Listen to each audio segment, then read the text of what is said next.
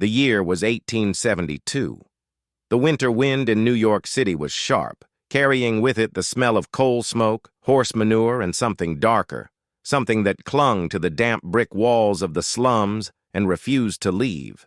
Down in the southern part of Manhattan, where the streets narrowed and the buildings leaned like tired old men, there was a place most respectable folk avoided. It wasn't on the maps tourists carried. It wasn't in the polite conversations at dinner tables uptown, but everyone knew its name. They called it Red Hook Row, though some whispered a different name, the Rat's Nest. It was here that the poorest of the poor lived. Immigrants from Ireland, Italy, and China crammed into tenement rooms no bigger than a horse stall. Children with bare feet ran through the mud and snow, their laughter mingling with the shouts of drunk men and the cries of street vendors. The buildings were stacked on top of each other like mismatched boxes, and the air was thick with the smell of rotting cabbage, cheap gin, and desperation. And somewhere in the middle of it all, a boy named Rory Flynn stood under a broken street lamp, his hands deep in his coat pockets, watching the snow melt into the black water of the gutter. Rory was 17, but looked older. His brown hair was matted from the cold, and his eyes, sharp, gray, and always searching, told you he'd seen more than most men twice his age. Life in Red Hook Row did that to you. It took away the softness before you even knew what softness was. For most boys here, survival meant working in the docks, running errands for gang leaders, or picking pockets in the crowded markets. For Rory, it meant all three. He wasn't proud of it, but pride didn't keep you warm at night. Pride didn't fill your belly. That night, the air was heavy with snow, and the gas lamps flickered weakly, struggling against the wind. Somewhere, a baby cried. Somewhere else, a man screamed in drunken rage. But Rory wasn't listening to any of it. He was waiting. Section 2. The Stranger. Rory had been given a message earlier that day, delivered by a boy half his size who'd slipped it into his pocket and disappeared into the crowd. The note was short. Under the lamppost, when the bell strikes 8, come alone. There was no name, no signature, only a red wax seal shaped like a crow's wing. He didn't know why he'd come. In Red Hook Row, notes like that usually meant trouble. But something about the seal, it stirred a memory he couldn't quite place. The church bell began to toll. 1, 2, 3. At the 8th chime, a figure stepped out from the shadows, tall, wearing a long black coat and a hat pulled low over his eyes. He moved like he didn't belong here. Not the careful, defensive shuffle of the locals, but the confident stride of someone who had nothing to fear. "You're Rory Flynn," the man said. His voice was low, smooth, and cold, like the river, in winter. Rory didn't answer right away. He'd learned early not to give strangers more than they needed. "Who's asking?" The man stepped closer, and in the dim light, Rory could see a scar running from his ear to the corner of his mouth, twisting his smile into something unsettling. "My name's not important," the man said. "What matters is this." He reached into his coat and pulled out a small leather pouch. It jingled with the sound of coins. "There's work for you, dangerous work, the kind you can't refuse if you want to keep breathing." Rory's eyes flicked to the pouch, then back to the man's face. "And if I say no?"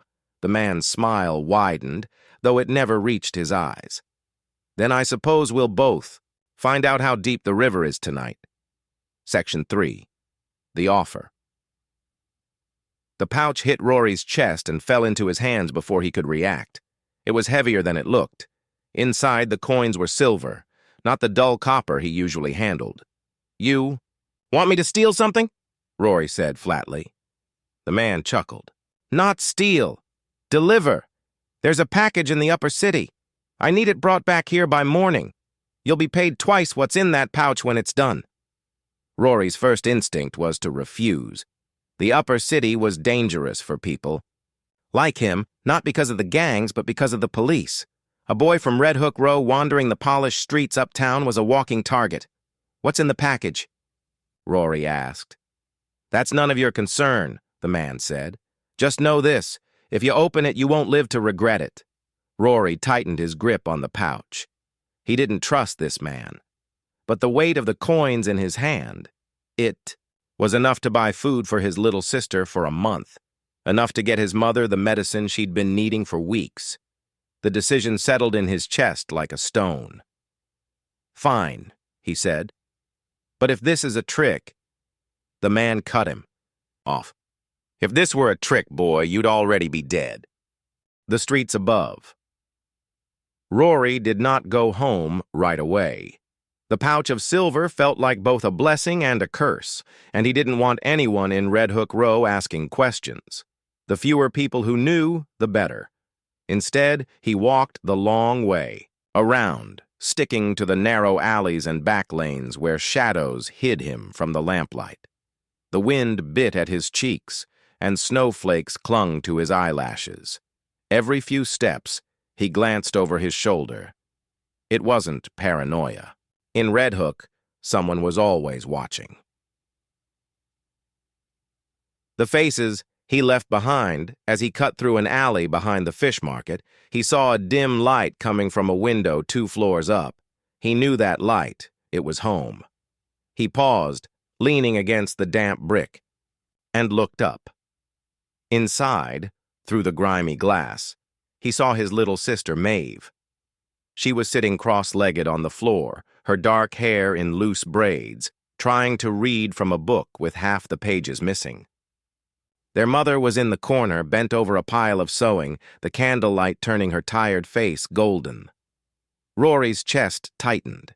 He wanted to go in, to tell them he had money, to see Maeve's smile. But he knew the moment he stepped inside, they'd see the worry in his eyes. And his mother, she'd know. She always knew. Instead, he pulled his coat tighter and turned away. The path to the upper city. To get to the package, Rory had to cross the invisible border between Red Hook Row and the upper city. It wasn't marked on any map, but everyone knew where it was. The buildings grew cleaner, the streets wider, and the smell of coal smoke was replaced by the faint scent of imported flowers from rich gardens. But crossing over was dangerous. The police patrolled the upper city in pairs, and they had a habit of stopping boys like Rory, demanding to know their business. More often than not, the conversation ended with a night in the station cells. Or worse. Rory chose a route through Mason's Alley, a long, crooked lane that snaked behind warehouses and ended near the back of a fancy hotel.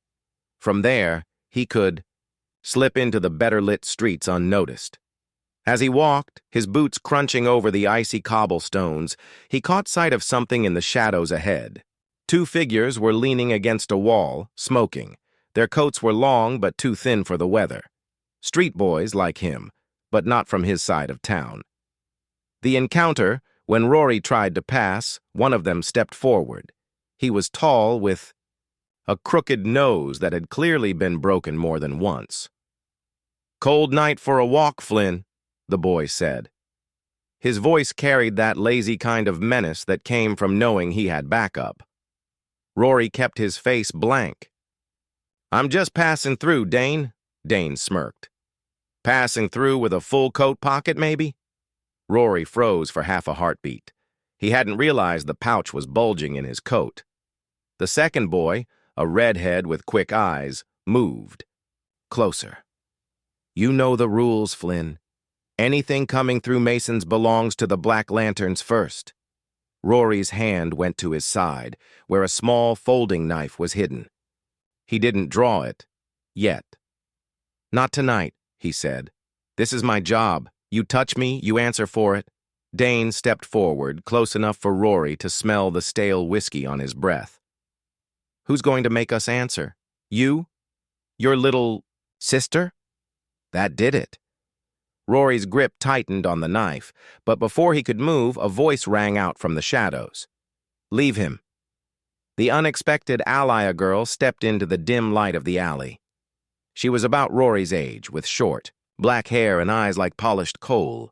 She wore a battered leather coat and carried herself with the kind of quiet authority that made people pay attention. Dane's smirk faltered. "Tess," I said, "leave him," she repeated, her tone calm but cold.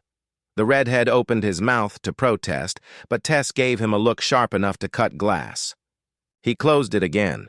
After a moment, Dane spat on the ground. "Fine. But if I see you here again, Flynn, it's fair game." The two boys slipped away, their shadows melting into the night. Rory let out a slow breath. "I didn't need saving," he said. Tess shrugged. "You're welcome anyway."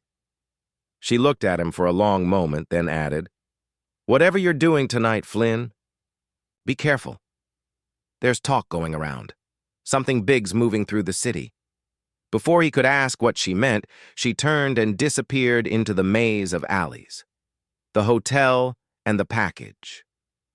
The back entrance of the Marston Hotel was guarded by a single doorman who was too busy stamping his feet against the cold to notice Rory slip inside. The air inside was warm and heavy, with the smell of cigars and polished wood. Plush carpets muffled his footsteps as he moved quickly toward the service stairs.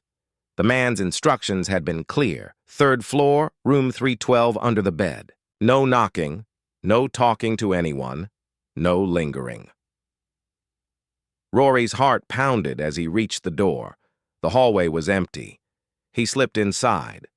The room was dark except for the faint glow of the city lights through the curtains. A single suitcase lay, open on the bed, clothes spilling out. Someone had left in a hurry. Rory dropped to his knees and reached under the bed. His fingers touched wood, then the smooth leather of a small box, about the size of a loaf of bread wrapped in thick black cord. He pulled it out. It was heavier than it looked, and cold, ice cold, as if it had been sitting outside all day. For a long moment, he just stared at it. The man's words came back to him. "If you open it, you won't live to regret it." He slid the box into his coat and got to his feet, but just as he turned for the door, he heard it, a soft, steady tapping from inside the box. The thing in the box! The tapping wasn't loud. It was soft, almost polite, like someone gently knocking on a door. But in the stillness of the hotel room, it might as well have been a drumbeat. Rory froze. His breath came in small clouds in the cold air. His mind raced through every possibility, clockwork, an animal, maybe some trick to scare him. But deep down, he knew none of those guesses felt right. The tapping stopped. He took a slow step toward the door. His boots sank into the plush carpet, silent. His hand was on the doorknob when, thump. The box jolted against his side hard enough for him to feel it through his coat. A door that shouldn't open.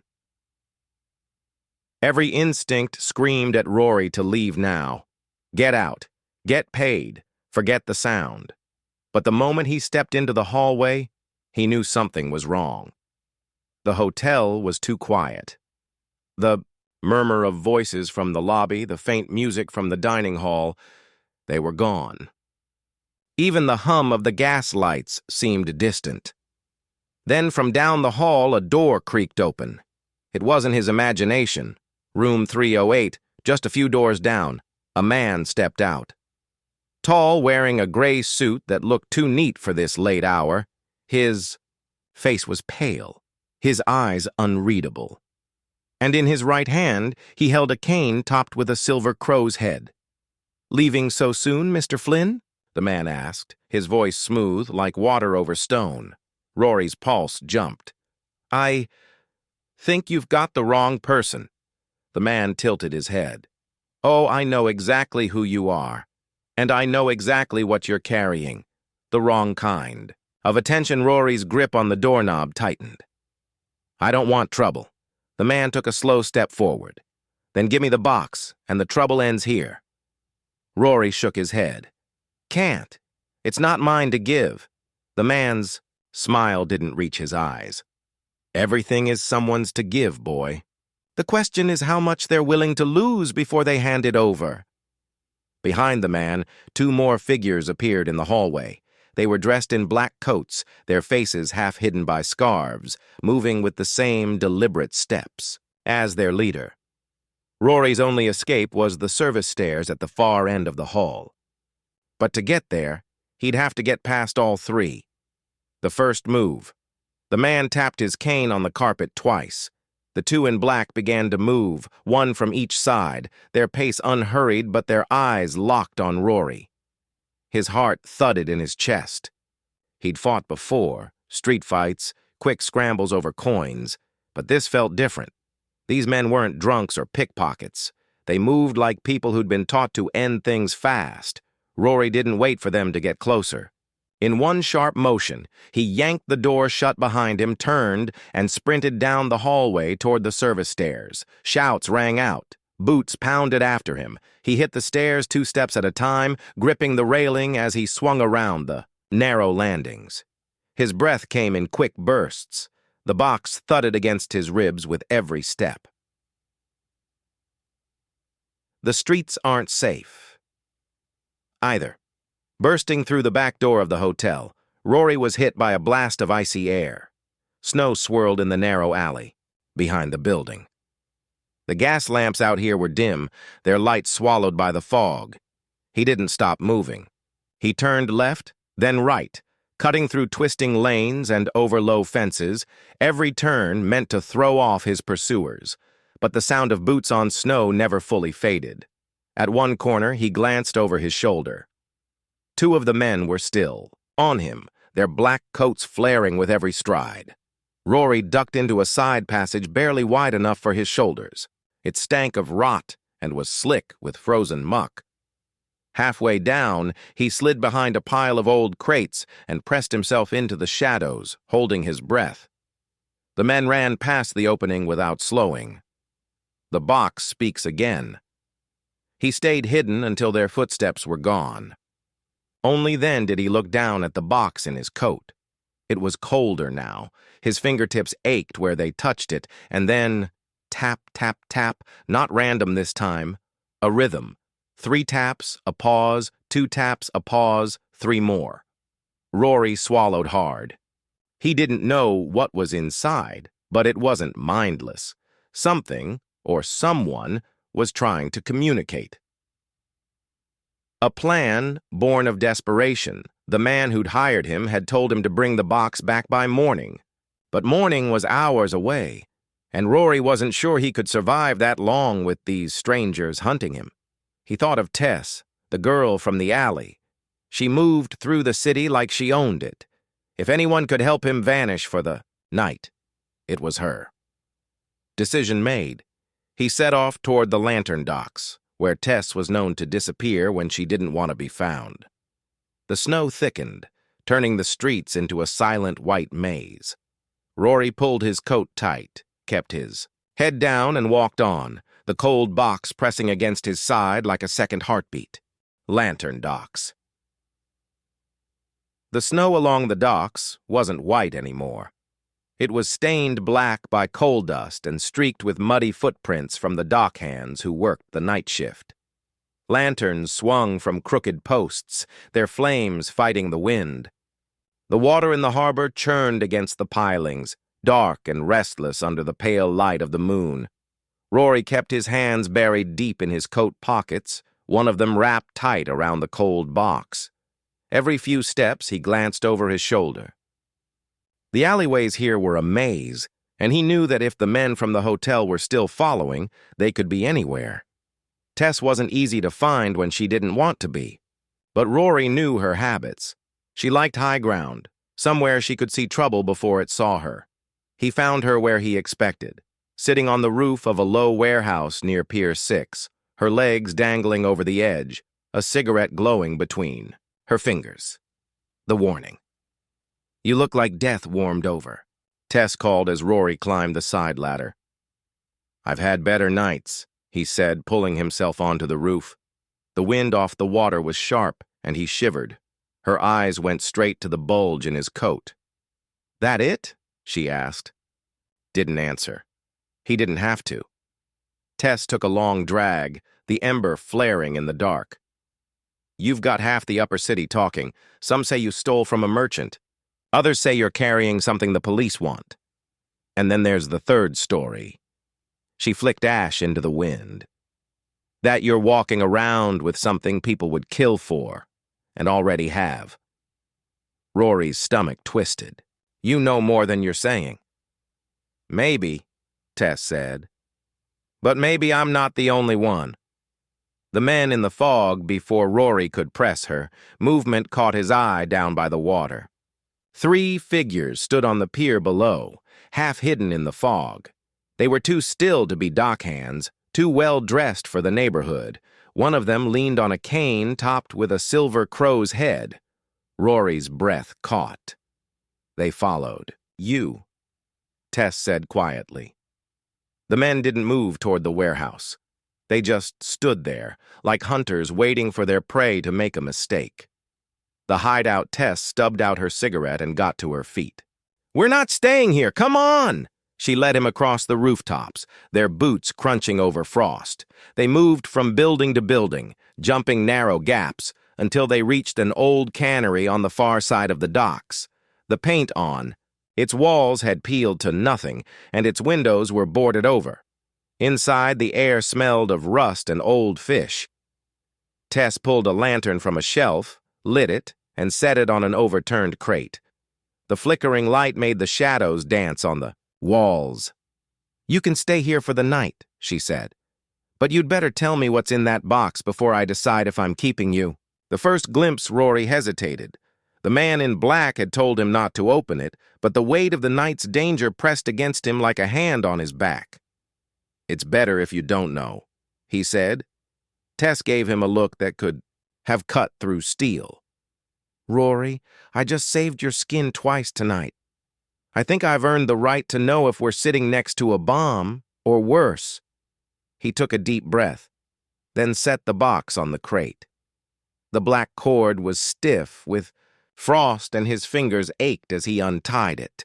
When the lid lifted, a burst of icy air spilled out. Inside, wrapped in layers of cloth, was a small glass sphere no bigger than a fist. Inside the sphere was a dark liquid that moved in slow, swirling patterns as if alive. And at the very center, something pale and sharp, like the fragment of a bone. The tapping started again, but this time it wasn't from inside the sphere, it was coming from the walls. Something outside both of them froze. The tapping grew louder, spreading across the boards of the cannery like footsteps. Tess grabbed a rusted crowbar from the corner. Rory closed the box and shoved it back into his coat. Then, with a sharp crack, one of the boards covering the window splintered inward.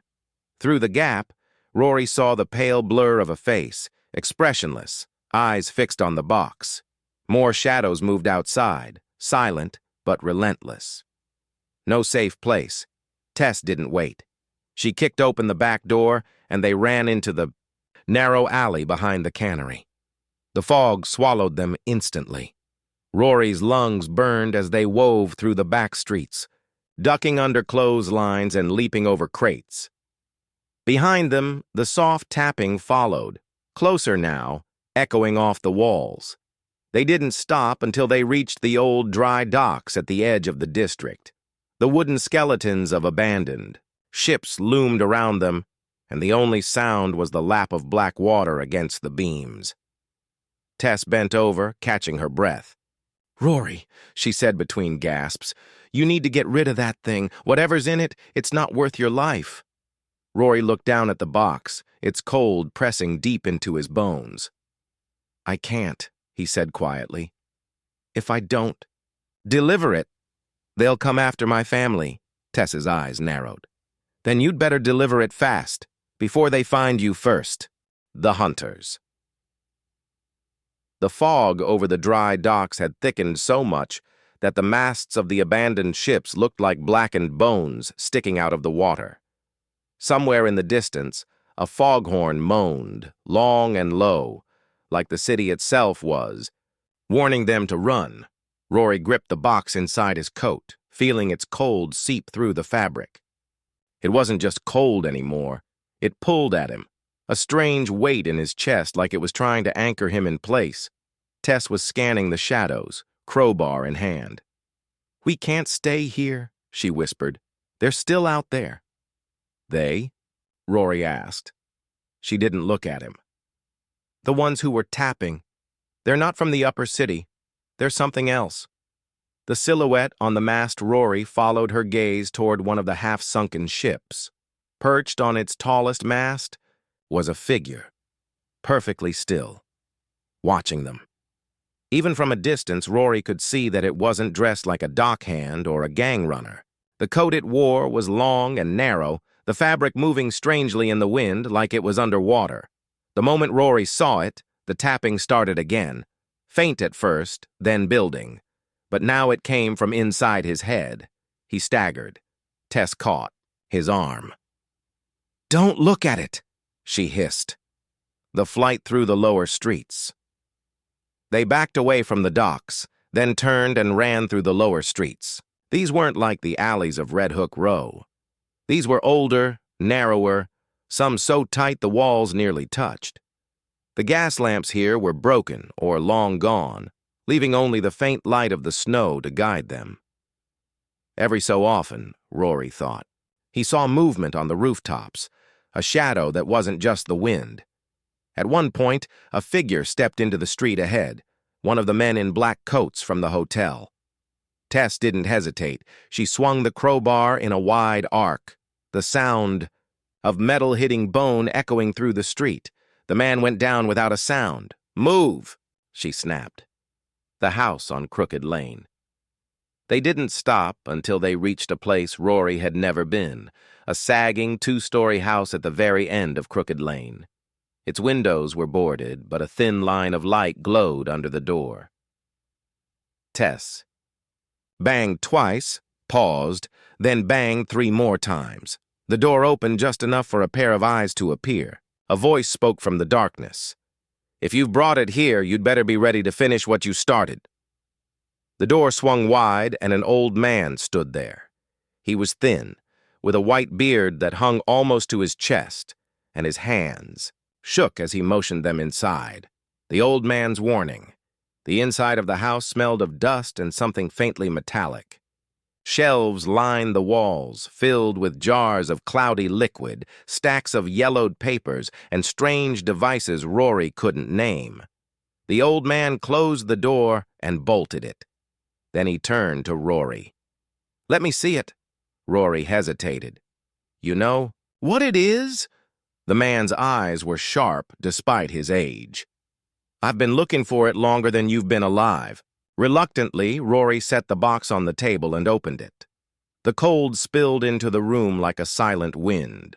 The sphere's dark liquid swirled slowly inside, and that pale shard at its center caught the lamplight. The old man's breath quickened. "They told me it was gone. Lost to the ice." Tess frowned. "What is it?" He reached out but didn't touch it. "That," he said softly, "is a memory. Not a person's, not exactly. A city's memory. A piece of something that once stood where this city does now, before the streets, before the towers. It remembers everything that happened to it, and it wants to be whole again." The sound of the walls breathing. The tapping returned, but now it was accompanied by something else. A faint creaking, like old wood straining under a heavy weight. The walls of the house seemed to shiver, the shelves rattling. "They've found you," the old man said. His voice was steady, but his hands trembled. Tess stepped toward the window and froze. "Rory," she said, "you're going to want to see this." Outside, the street was filling with figures. Some were the black-coated men from the upper city. Others were taller, thinner, their shapes bending oddly in the fog. They moved in complete silence, their heads all turning toward the house at the same moment. No way back. The old man blew out the lantern, plunging them into darkness. "You can't give it to them," he whispered. "If you do, this city won't survive the year." Rory's chest tightened. He thought of his mother and Maeve. He thought of the silver coins in his pocket, the promise of safety, of medicine, of food.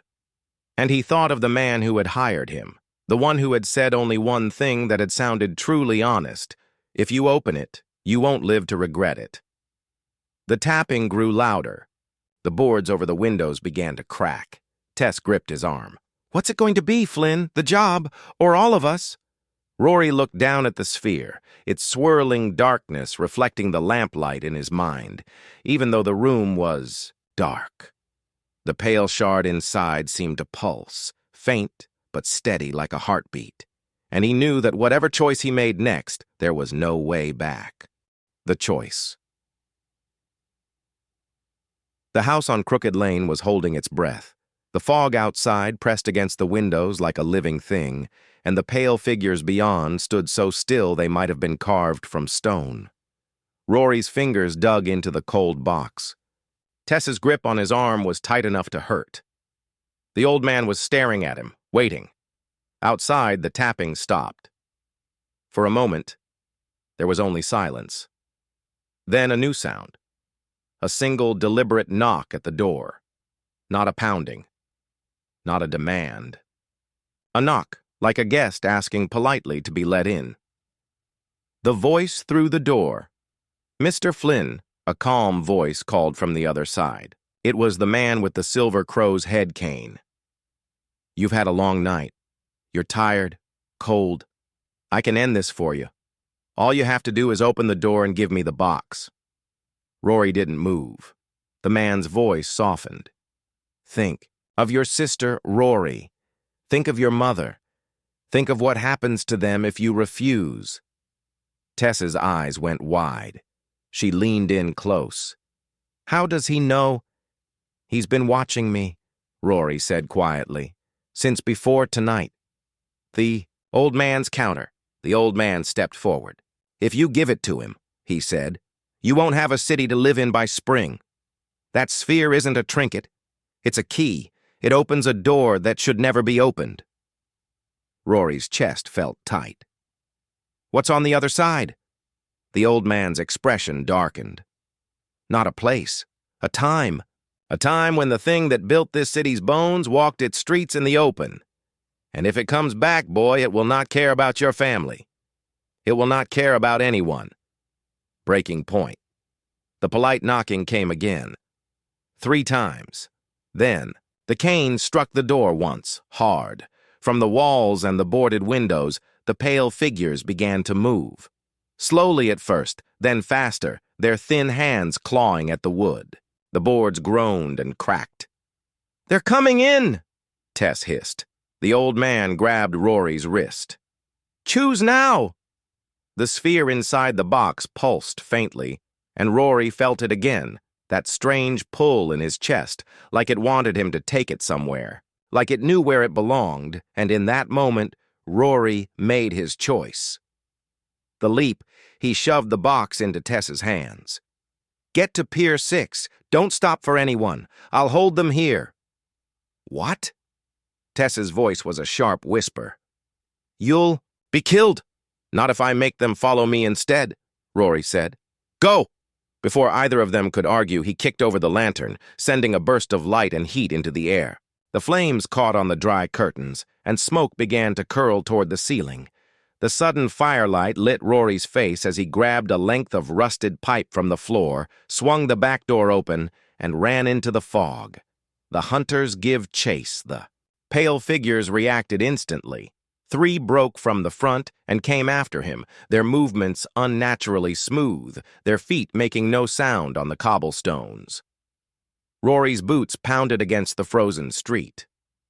He cut through the narrow alleys, ducking under low beams, hurdling barrels. The fog swallowed him, then gave him back in flashes under the weak street lamps. Every time he risked a glance over his shoulder, the hunters were closer. The master revealed, he burst into an open square at the edge of the upper city. The fog here was thinner, and the moonlight showed him something he hadn't expected. The man with the crow's head cane standing in the center of the square, waiting. Up close, Rory could see him clearly. His suit was perfect, untouched by snow or dirt. His skin was pale but not sickly. It had a faint sheen, almost like polished marble. His eyes were dark and deep with no reflection. "Clever," the man said, "but unnecessary. You can't outrun me."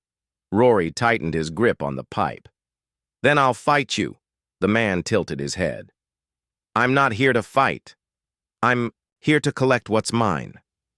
"It's not yours," Rory said. A faint smile touched the man's lips. "It will be. Soon." The circle closes behind Rory. More pale figures stepped into the square, cutting off his escape. Their faces were blank, their eyes fixed only on him. The man took a slow step forward.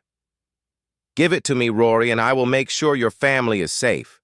I can promise you that much." Rory's heart pounded. "And if I don't?" The man's smile didn't fade. "Then you and everyone you love will vanish into the fog, and no one will remember you ever existed."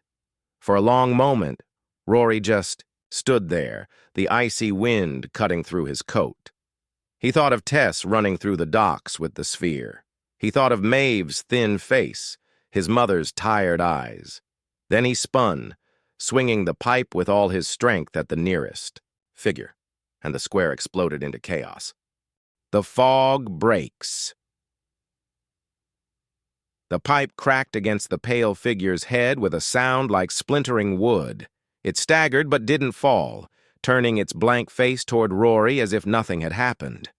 In the same instant, the rest moved in. Rory spun, ducking under one grasping hand, driving the pipe into another's chest. There was no cry of pain, just the dull thud of impact and the slow, eerie turn of its head back toward him. "Enough," the man with the crow's head cane said softly. His voice cut through the chaos like a blade. The pale figures froze. The final offer. The man stepped closer, his eyes never leaving Rory. "This has gone far enough. You've shown courage, loyalty, but those qualities mean nothing if you're dead." "I'm not giving it to you," Rory said, breathing hard. The man's lips curved into a faint smile. "You already have. Your friend will run as far as she can, but the sphere will bring her back here. To me, that is its nature. It calls to its rightful keeper." Rory's pulse quickened. "Then I'll make sure you're not here to keep it. The distraction," he charged, swinging the pipe in, a wide arc at the man's head. But before the blow could land, one of the pale figures caught it mid-swing, its fingers curling around the metal with unnatural strength. Rory didn't stop to fight. Instead, he let go of the pipe and bolted through the only gap between the figures, straight into the upper city's narrow merchant streets. The fog here was thinner, and in the distance he caught sight of a shadow darting between buildings. Tess. The pier. She was already at Pier 6, her breath clouding in the cold. Air. The box clutched to her chest. The water below was black and restless, the docks slick with ice. "Tess!" Rory shouted, his voice hoarse. She turned, eyes wide. "They're right behind you!" He didn't need to look. He could hear them. The soft, synchronized footsteps of the pale figures, closing in like the tide. The sphere awakens. Tess shoved the box into his hands. "We can't outrun them!" The cold was so deep now it burned. The sphere inside pulsed harder, the liquid swirling faster, and in Rory's mind. He heard it. Not tapping this time, but a whisper. A wordless pull. "It wants to be in the water," he said before he could stop himself. Tess stared at him. "What?" "It's calling me to the harbor." The master arrives. The man with the cane stepped onto the pier. Even from 20 feet away, Rory could feel his presence, like the air itself bent toward him. "Give it to me, Rory," the man said, "and I will spare your lives." Rory tightened his grip. "You said it's a key. What happens if I throw it in?" The man's eyes darkened. You would open the wrong door, and what comes through will not be merciful. Tess looked between them. Rory, we don't know if he's telling the truth. I know he's lying, Rory said. The leap of faith. The pale figures stepped onto the pier, their weight making the wood groan. Rory backed toward the edge, Tess beside him. The man took one slow step forward. Last chance. Rory met his eyes. No, last chance for you. And with that, he turned and hurled the sphere into the harbor. The break in the fog, the moment. It hit the water. The world changed. The harbor erupted in light, a deep, golden glow that spread outward in ripples. The fog tore apart, revealing the city's jagged skyline under a clear, frozen moon. The pale figures froze mid-step, their bodies trembling, cracks spreading across their marble-like skin. The man with the cane shouted something in a language Rory didn't know, his calm mask breaking for the first time. Then the pale figures shattered, collapsing into piles of gray dust that the wind swept into the water. The truth beneath the waves.